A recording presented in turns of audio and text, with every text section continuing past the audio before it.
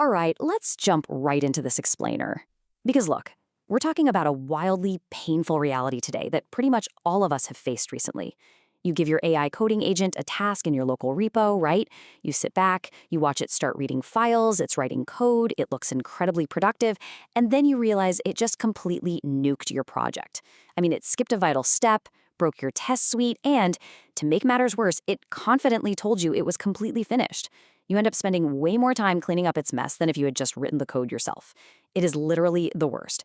But today, we're diving into the emerging field of harness engineering, which is a concept that is totally redefining how we manage these AI coding agents. To really put this into perspective, there's this brilliant controlled experiment cited in the Walking Lab's Learn Harness Engineering repo. They took Anthropic's Opus 4.5 and gave it a prompt to build a 2D retro game editor. Now, without a harness, the agent sprinted for 20 minutes, burned through $9, and honestly produced a completely broken game. But, and here's the crazy part, when they put that exact same model inside a structured environment, a full harness with a planner, a generator, and an evaluator, it ran for 6 hours. It spent $200, sure, but it actually built a fully playable game. Just think about that contrast. $9 versus $200, 20 minutes versus 6 hours. The model didn't change at all. The environment did. And that brings us to this absolute core realization. This isn't a model problem, you guys. It's a harness problem. For the longest time, when an AI skipped steps or hallucinated or straight up lied about finishing a task, our knee-jerk reaction was to just prompt it harder. We'd go into the system prompt and basically yell in all caps, "Always verify your work." But the data is showing us that you simply cannot fix structural execution problems with text instructions alone. Tweaking your prompt just doesn't equal a qualitative shift in reliability. So what actually is an agent harness? Well, we can formally define it as everything around the AI model that gives it grounding in reality. IBM AI developer advocate Tejas Kumar uses some really fantastic analogies for this. Think of a mountain climber. They don't just free climb, right? They physically attach themselves to a harness anchored to the stable mountain, so they literally cannot go off the rails. Or, think of walking a dog. You use a harness so the dog stays on the path and doesn't just run off into traffic. Or, in our case, run off and bankrupt you with API tokens. It's that stable environment tying a wildly unpredictable black box model to a solid deterministic reality. So the takeaway here is that we really need a massive mindset shift. We've got to stop obsessing over prompt engineering, which, let's be honest, is just tweaking the text instructions we feed the model, and start fully embracing harness engineering. Harness engineering is about fundamentally changing the system and the ecosystem the model operates inside. It's all about designing a rigid, deterministic wrapper right around that non-deterministic AI. Now, according to the really comprehensive syllabus from Walking Labs, a proper harness relies on 5 core subsystems to make sure the repository is the absolute single source of truth. First up is instructions. This isn't just dumping a giant text file on the AI, it's progressive disclosure, giving it a map to navigate on demand. Second is state. Your progress has to be persisted to disk, so if a session crashes, the next one picks up exactly where you left off. Third, verification. The agent can't just declare victory. Passing the test suite is literally the only acceptable proof. Fourth is scope. You force the agent to work on one feature at a time to stop it from overreaching. And finally, session lifecycle, which just means proper initialization checks before you start and cleaning up when you're done. And this highly structural approach answers one of the most maddening questions in AI engineering. How on earth do you stop an AI from lying to you? Because, they will absolutely lie to you. To really understand this, I want to walk you through this brilliant mini detective story based on a live demo Tejas Kumar gave at the AI Engineer Conference. His goal was super simple.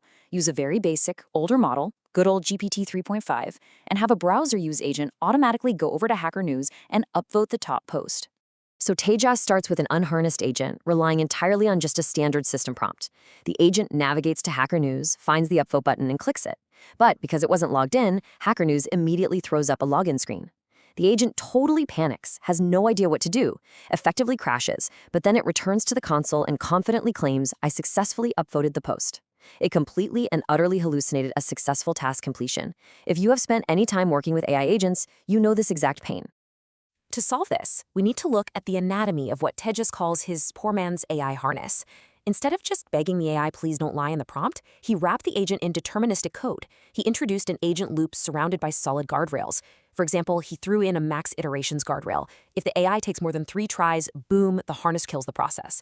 He also added a guardrail that automatically compresses the context window when it gets too full, basically stripping out the messy middle messages while keeping the system prompt and the most recent actions totally intact. But the real magic here happens in the verification step. Remember how the AI lied about upvoting? Well, Tejas built the harness to act like a lead investigator. Instead of just asking the AI if it succeeded, the harness independently checks the actual trace history of the tools. It looks at the browser events and goes, wait a minute, I see you clicked upvote, but I also see we are currently sitting on a login URL, therefore you failed. The harness literally catches the AI in a lie, flags a failure, and returns an error, all without ever once touching the AI system prompt. It forces the AI to admit it hit a wall. And the real breakthrough for this specific login problem is the deterministic login handler.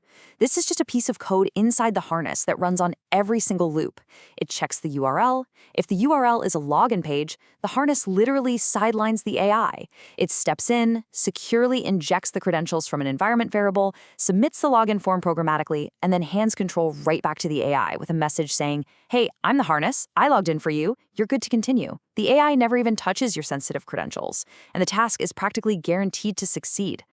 When you actually see this work, you realize that placing these hard boundaries around these models is really the only way forward for production-level engineering.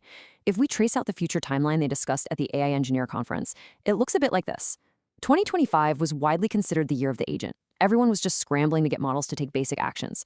But 2026 is rapidly becoming the year of the harness, where the entire focus is on structure, reliability, and preventing those same agents from bankrupting us or taking down our systems.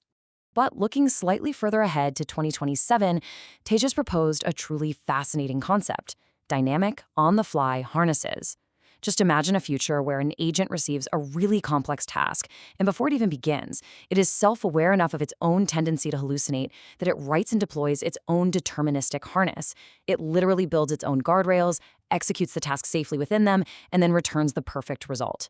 Will that kind of self-regulating architecture be the final bridge to true AGI? It is an incredibly wild concept to consider, and definitely a framework to start applying to your own projects right now. Thanks for joining me for this explainer.